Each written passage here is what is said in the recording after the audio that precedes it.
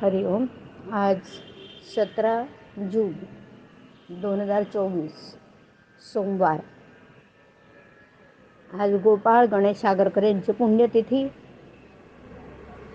तारखेप्रमाणे जिजाऊ भोसले राजमाता त्यांची पण पुण्यतिथी. सद्गुरू ब्रह्मचैतन्य गोंदवलेकर महाराज आज आपल्याला त्यांच्या प्रवचनातून सांगणार आहेत की प्रपंचाच्या गडबडीतच परमार्थ साधावा. ऐकूया. कोर्टातली शपथ ज्याप्रमाणे लोक खरी मानत नाहीत त्याप्रमाणे प्रपंचात काही लोक लबाडीने वागतात आणि त्याला हा व्यवहार आहे असं म्हणतात. हा काही नेटका प्रपंच नव्हे. प्रपंचात जर समाधान झालं नाही तर तो नेटका नाही झाला. प्रपंचाची दिशा ज्याची चुकली त्याने नाही परमार्थ साधला. ज्याला प्रपंच करता येत नाही त्याला बुवापणाही नाही करता येणार. कर्ज फार झालं म्हणून प्रपंच सोडला, यात कोणता स्वार्थ त्याग आहे?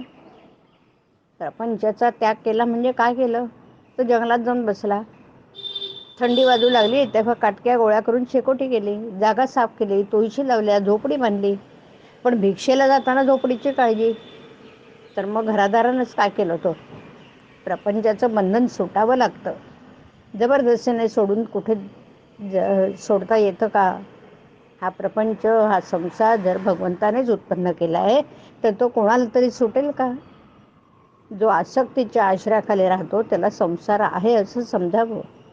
तुकोबांना, ज्ञानेश्वर महाराजांना सुद्धा संसार प्रपंच होता, पण त्यामध्ये त्यांची आसक्ती नव्हती आणि म्हणून त्यांना तो बाधला नाही. पेन्शन घेतल्यावर परमार्थ करू हे म्हणणं बरोबर नाही. या गडबडीतच प्रपंचाच्या झटापटीत परमार्थ साधावा. सावधानता कशाची ठेवायची? तर मी जन्माला आलो तेव्हा जे कबूल केलं ते करण्याची सावधगिरी ठेवायची. प्रपंच करताना लक्ष भगवंताकडे ठेवा. विषयात गुंग झालो, भगवंताचा विसर पडू लागला, ही संधी साधावी आणि त्यावेळी भगवंताचं स्मरण ठेवावं. आपण विषयाला जसे शरण गेलो तसं भगवंताला शरण जावं. चित्त शुद्ध करून विचार करावा आणि मी विषयाला किती शरण गेलो आहे हे पाहावं. विषयापासून वेगळं व्हावं म्हणजे हे पाहता येतं. व्यसनी माणसानी व्यसनापूर्वी मी कसा वागत होतो याचा विचार करावा.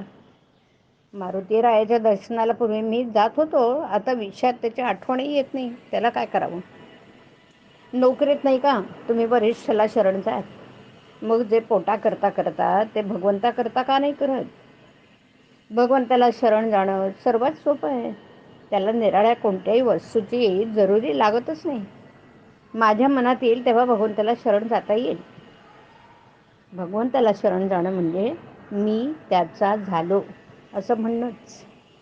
मी रामाचा झालो, जे जे होते ते रामाच्या इच्छेने होते असं जो म्हणतो त्याला निराळी सावधगिरी ठेवावी लागत नाही.